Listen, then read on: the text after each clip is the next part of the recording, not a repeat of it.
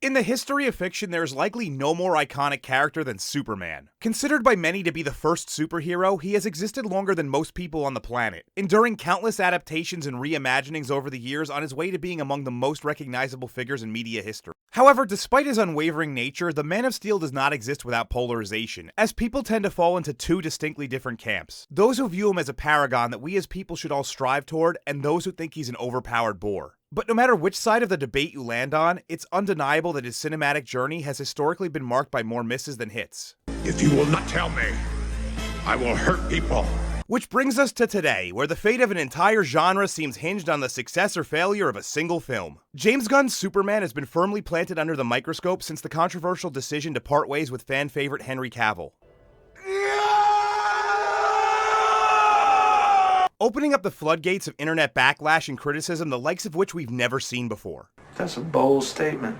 Fair or not, the film has found itself in the position of being the focal point that will determine the reputations of literally everyone involved going forward. Is it the savior that DC needs to silence dissent, or will it just be another in the long line of underwhelming theatrical outings for the big blue Boy Scout? But before we get started, I know that this is a movie that a lot of people don't want spoilers for, so let me reintroduce the Dark Hour Spoilometer. If it hits red, it's all been said. You can also jump forward to this timestamp if you want the non-spoiler edition. The film opens up in the absolute best way it possibly can, with about 9 paragraphs of text explaining the history of the world and metahumans up to this point. A history that is tetracentric for some reason, as it goes from 3 centuries to 3 decades, so on and so forth, all the way up to 3 minutes ago, where it's explained that Superman has officially lost his first battle since emerging on the scene. Crash landing in the snow, we see that Supes is bloodied and broken, in clear need of medical attention. Calling for help, the moment's weight and punch are immediately disarmed by the fact that Krypto shows up and begins jumping around on top of Supes, excited to see him. You know, cause he's a fucking dog, and that's what dogs do. Not like he's a superhero dog or anything that could have shown up and proven wrong all of those who doubted his inclusion. No, instead we immediately jump to the stupid animal comedy that everyone feared. Get used to it, there's gonna be way more. After that standard James Gunn trope is over, Krypto brings Supes back to the Fortress of Solitude, where he's tended to by his robots by exposing him to sunlight, which he was already getting plenty of out in the snowy field. He is also shown part of a recording from his parents that was damaged when he arrived on Earth. Because this is a James Gunn gig, nearly every character in the room is played by a familiar face or voice, including Jennifer Holland, Michael Rooker, Alan Tudyk, and of course Bradley Cooper as Jor-El. Huh? Now revived, Superman notices that the fortress is a mess, which of course is the fucking dog's fault. But he ain't got time for that. He's gotta go fight the Hammer of Baravia, a metahuman apparently created by the fictitious country of the same name, who was sent to give Superman payback for interfering with their planned invasion of another fake nation, the neighboring Jarhanpar. As he leaves, the fortress is discovered by one of Lex Luthor's henchmen, the T-1000 knockoff The Engineer, a chick whose body is infused with nanites. Nanomachine, son. More on that later, because we need to get back to Metropolis, where the Hammer of Baravia beats Supes senseless at the command of none other than everyone's favorite bald megalomaniac douchebag billionaire, the aforementioned Lex Luthor. Once again leaving Superman huddled like a ball of pounded shit, the Hammer of Baravia leaves through a portal that takes him directly into Luthor Corp, where it's revealed that he's actually Ultraman, a member of Lex's Planet Watch who dresses up in a GIMP outfit. I'll need a new GIMP! Also, we see in the background Lex's annoying social media influencer girlfriend who's constantly in the way, taking selfies like a bitchy self-absorbed high school girl. Would you stop taking pictures of yourself? Your sister's going to jail. With basically no break in between, we cut to Clark Kent late to the Daily Planet. You're late. Again. How is this motherfucker late? And I don't mean because of the superpowers. He's literally an investigative journalist. He doesn't maintain a typical 9 to 5. He could have been in the field, but whatever. There are way bigger issues in the script. As he's there, he tells everyone how he interviewed Superman. Bullshit! Bullshit! Lois Lane raises a question as to how exactly he keeps getting these exclusives with the Man of Steel, but he just brushes it off. It's just magic! At the Pentagon, Lex is pitching his new Planet Watch to a group that consists of the Secretary of Defense and General Rick Flag. Framing it as a crew that he has trained and enhanced to deal with the threat of Superman, Lex is unable to convince anyone of his benevolence, as it's on record that he has supplied a very large number of munitions to Baravia, which gives him what one might call a huge fucking conflict of interest. Yeah. You're the smartest guy in the world. You're pretty dumb sometimes. This, coupled with the fact that Superman has proven to be nothing but a positive influence on the world, they decide not to move forward. Lois goes home to discover Clark is there making dinner, and it's revealed that they have been secretly dating. Which means she was being utterly retarded earlier when she brought attention to the suspicious nature of Clark's relationship with Superman. In order to remedy this situation, Clark offers to allow her to interview him, which is exactly what every guy wants in his life. A one-on-one interrogation with your girlfriend where you can't lie. Not a great plan. What follows might be one of the single most irritating scenes I have ever witnessed, as Lois proceeds to trap her own boyfriend in questions that paint him in a negative light. Why you gotta be such a bitch? This includes casting aspersions on his interference with Baravia as, quote, violating international law by unilaterally deciding to stop a fucking invasion that would have resulted in millions dying. Like, come on, is this the route we're really going? The topic then shifts to Superman's arrival and his mission to aid humanity, but because that might actually make him look good in the interview, Lois derails to discuss internet trolls calling him #supershit, which honestly isn't a terrible nickname. You're taking their side? Back in the Arctic Circle, somehow despite the lock of the Fortress of Solitude being key to Superman's DNA, Lex, the T-1000, and Ultra Gimp enter, destroy everything, and dognap Krypto, before stealing the recording of Clark's parents and with zero explanation decode the damaged portion. Where is Superman while this is all going on, you might ask? Well, remember that giant gecko from the trailer? Don't know, don't care. Lex released that as a distraction in Metropolis the night before. But since this movie likes doing shit through the magic of being off-screen, it turns out that it was about 2 feet tall when it was released, and within 24 hours has grown to the size of a fucking building. I'm sorry, what? How? You know what? Never mind, I don't even give a shit. Because apparently the entire population of Metropolis chewed on lead paint chips as children, many of them choose not to leave the building directly next to the battle, instead opting to watch on as the Geico mascot nearly kills them all. Go on. If you're that dumb, I think we can afford to lose you. But fear not, because Guy Gardner, Hawkgirl, and Mr. Terrific show up to represent the 3 characters that WB don't give a shit about being turned into jokes. Collectively, they are known as the Justice Gang, a precursor to, I guess, the Justice Society, who are being funded by Maxwell Lord. Life is good, but it can be better. No, get the fuck out of here, Pedro. I have to deal with you in literally everything else. Can you be any more specific? Superman pleads with them to not use lethal tactics as he would like to study the creature, but they all just decide that nah, this thing needs to fucking die. This despite one of them being Mr. Terrific, possibly the most inquisitive of all DC heroes. Who? But instead of being curious about the nature of this beast, he would rather just nuke it from the inside. Because everyone involved in this seems to have IQs in the 70 range, no one accounts that this huge fucking thing is going to fall over and possibly kill the very people they are trying to save, forcing Soups to catch him. I caught it! I caught it! But any celebration over this latest time that he saved countless lives comes to an abrupt halt when news reports begin coming out that Lex officially translated the rest of the message from Clark's biological parents, which contains instructions to rule over Earth because it's primitive and take on a harem of the best women he could find. Hey, where are the white women at? Wait a minute! You're telling me that absolutely no one is going to question how they translated a dead alien language?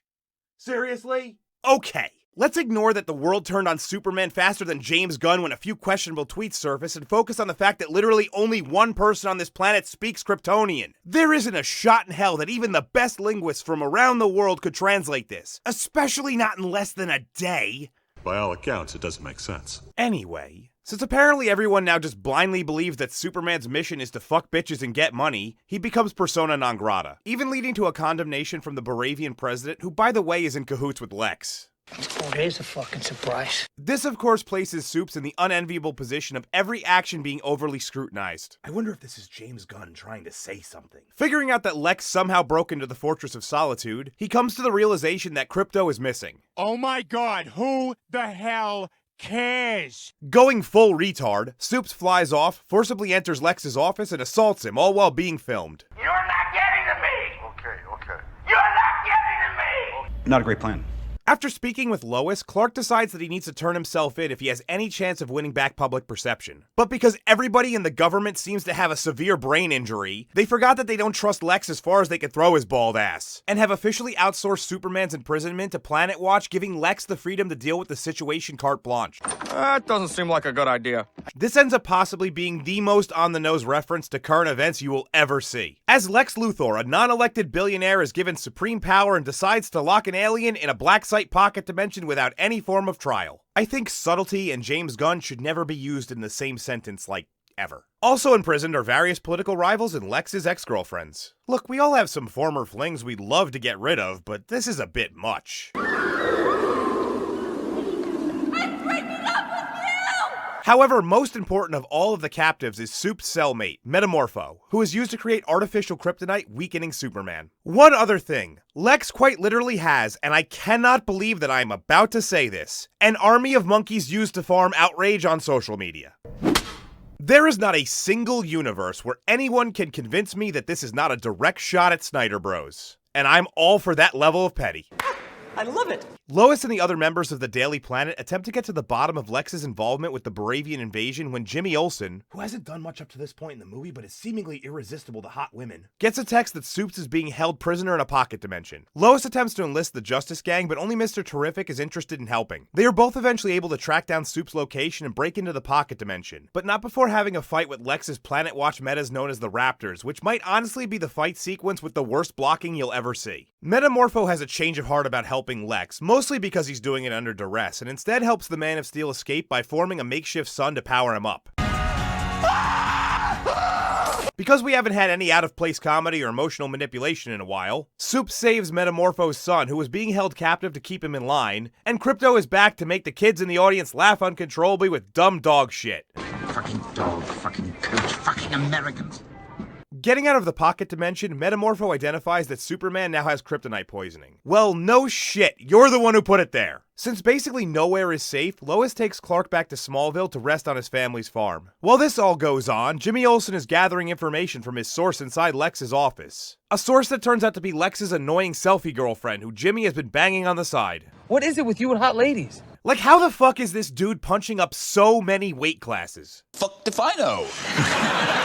She sends him a package of lewd selfies, which she's been taking throughout the film, that actually turn out to have incriminating evidence in the background. Normally I would say this is really creative, but there is zero chance that a comic-accurate Lex would allow this to happen. Plus, Lex Luthor's keen mind. Lex Luthor's savvy. But since she's retarded and doesn't wait to leave the building that has super-powered beings in it, Why is everyone so fucking stupid? she's caught and thrown in the pocket dimension. Welcome to hell, bitch! It's at this time that Lex orders for a dimensional rift to be opened because I guess fuck Earth. Why would you want to say that? Because I'm one of the idiots who lives in it! Clark recovers and we get the only touching scene in the entire film that's not ruined by bad comedy as he and Jonathan Kent discuss what really makes a person who they are. Now it's time for the climax to end all climaxes as all the poorly fleshed out plots converge. Baravia begins moving forward with their plan to invade Jarhanpur. As the Jarhanpurian... No fucking idea. These fucking people call out for Superman's help. Motherfucker, why can't they just make these names easy? But unfortunately for the people who I can't pronounce, Mr. Terrific calls Soups because he needs help in Metropolis. Remember that uncontrollable interdimensional rift? Turns out it can't be controlled. We are so screwed. Lois and the news crew escape a collapsing Daily Planet building in Mr. Terrific's ship with all the information they need on Lex's criminal activities, just as Superman arrives to catch the falling building. Great catch. Cool, yeah. Lex dispatches Ultra Gimp and T-1000 to kill Superman, a plan which involves filling his lungs with nanites to drain him of oxygen. Even though pretty much every iteration doesn't require oxygen to survive. So, you know, James Gunn probably did a lot of research on that one. God, you're dumb. In order to counter this, Soups flies up into the stratosphere and turns himself into a fucking meteorite, which does barely any damage to the Earth, but somehow dislodges the nanites and practically kills T-1000. So that's Lex's first master plan, easily dealt with. Simple. Since Superman is just a bit indisposed, the invasion of that place that I really don't like pronouncing commences. But at some point off screen, it turns out he just called the Justice Gang and Metamorpho to go handle it. Yet another Lex scheme thwarted with minimal effort. I can't believe this, man. We suck. This just leaves the final tool in Lex's Fisher-Price utility belt, the Ultra Gimp. Lex explains that in order to combat Superman, he needed to create his own. So through a random strand of hair that he found, he cloned Clark. I did not see that coming! Turns out that Ultra Gimp is actually stronger than Superman, but the catch is that he's way dumber. He is a burden of the state, deemed unfit for mainstream society. He is your superior. So Lex mapped out all of Superman's moves, tethering them to commands that he gives to Ultra Gimp. But since that requires that Lex actually sees the battle, it's time for Lex's third plan to go up embarrassingly in flames. As Crypto just shows up and destroys the various drone cameras he's been using to view the fight. Just a fucking dog. Just a dog.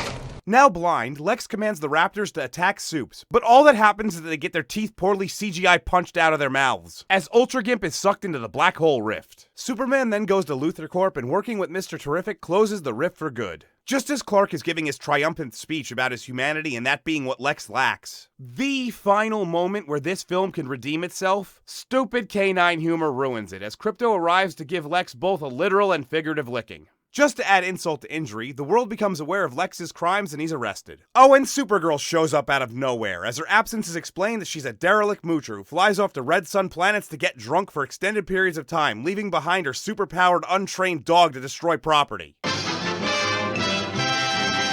Thank God that's finally over. What the fuck is this shit? How do you fuck this up so badly? So much faith put in James Gunn and this is the final product. I know there's gonna be defenders of this movie and it's okay to like bad things, I've always said that, but at least hear me out. Nope, I'm never wrong. I went to a pre-release for this attended mostly by Superman superfans, and an overwhelming majority of them sat blank-faced after it was over. The only person I overheard say anything remotely positive was one guy mentioning that he saw the name Gotham City on the map. Which is fucking insane to think that the best thing that a person could find in a Superman movie was an Easter egg implying that Batman exists. One of the biggest issues with this film is very simple. There are way too many plot lines going on. You think? It's evident that the primary objective here was to set up the overall universe rather than tell one concise story start to finish. Unfortunately, by putting the cart before the horse, it had absolutely no direction, leaving the horse to wander in circles, dropping shit into random piles and calling it a narrative. We're told about key plot points to the story, such as Lex creating a pocket dimension because he tore a hole between universes, and that he cloned Superman from a strand of hair that he discovered after a battle, but we're not shown either of these things. That was a bit anticlimactic. The movie literally starts out recapping 300 years worth of stuff without so much as a visual of any of it. There are vague threads that are briefly mentioned and go nowhere, such as the ever-decreasing trust of the public towards metahumans. This, coupled with references to other projects in the works such as Lanterns, creates a situation where we feel like we're getting dropped right in the middle of a story. If the primary narrative was focused and did a bit more showing than telling, these superfluous aspects would have been acceptable. But because we are essentially having the plot dictated to us, all this fluff is just more words that get lost in the shuffle. These all seem like holdover issues from James Gunn's time with Marvel, but at least over there he came into an already established product. Here what he should have been doing is trying to simply start everything with the best Superman story he possibly could. A scatterbrained story isn't the only issue with this script. As is to be expected with anything James Gunn does, it's utterly saturated with out-of-place humor that consistently disrupts the pacing and narrative flow. Every time the movie feels like it's about to turn a corner and start to pick up steam, we're hit in the face with another off-color joke or slapstick gag. It's as if James Gunn is allergic to seriousness. I mean, who can forget when he decided that the proper response to someone finding out that their mother was murdered was to turn into a giant Pac-Man? All this pointless shitty comedy not only makes it hard on us the viewers, but also on the actors who end up coming off as awkward in nearly every interaction. You know, I truly feel sorry for David Corn Sweat. What kind of stupid name is that? He was given an impossible task of following up a predecessor who not only is very popular among the fans, but is almost universally looked at as the poster boy for a great casting screwed by mismanagement. Because of this, he was always going to have an uphill battle to win over the fans. But once you add in the terrible dialogue and inconsistent characterization, there's a perfect storm of confirmation bias for everyone who never believed in him to begin with. Which is a real shame because he honestly does about as good as one possibly could with so much working against him. You'd let me interview you as Superman. Sure. I can't say the same for Rachel Brosnahan, who at no point really feels like Lois Lane. It's actually hard to tell whether it's the script or the way that Rachel chose to deliver certain lines, but she doesn't even come off like she has feelings for Clark in the slightest, seeming too self-serving and career-focused to be a genuine partner. This is a far cry from the way that Lois is usually portrayed as being able to reconcile both her professional and personal life. What a Superman. Nicholas Hoult successfully chews the scenery every single time he's on screen, but much like Corn Sweat, the script does him no favors. Instead of feeling like the world's most intelligent criminal, he's more like a retarded, vindictive teenager who has an infinite money code enabled. When put against the slightest amount of logic, none of his plans make any sense, and at no point does he seem in control or even concerned enough to cover his own tracks, leaving a paper trail everywhere he goes. Oh, shut up, you're so annoying! I'm not really sure how this movie feels both incredibly big budget and cheap at the same time, but it must be some sort of accomplishment. The visuals are erratic, bouncing between stunning and laughably bad, but I will give James Gunn credit where it's due. Several times when there was negative backlash, he did course correct a bit. I just wish he would have had enough forethought to not even end up in these situations to begin with. Also, this dude really needs to expand his contact list because it's becoming comical how the same people end up in every single one of his films. When the audience is laughing because they notice that his brother randomly showed up at the end, that's a bad sign. So I really did try to go into this with an open mind and a bit of hope, but sadly that hope was thoroughly dashed. I am on record multiple times saying that we should give this a chance and not judge it before it comes out. And I'm sorry to say that I was dead wrong. Not to mention I owe Professor R2 $20 now. Every fear that people had, all the speculations that have been made, and each bit of criticism levied at it were not only valid, but incredibly accurate. And if that doesn't convince you that the James Gunn-led DCU might be over before it even truly began, I don't know what to tell you.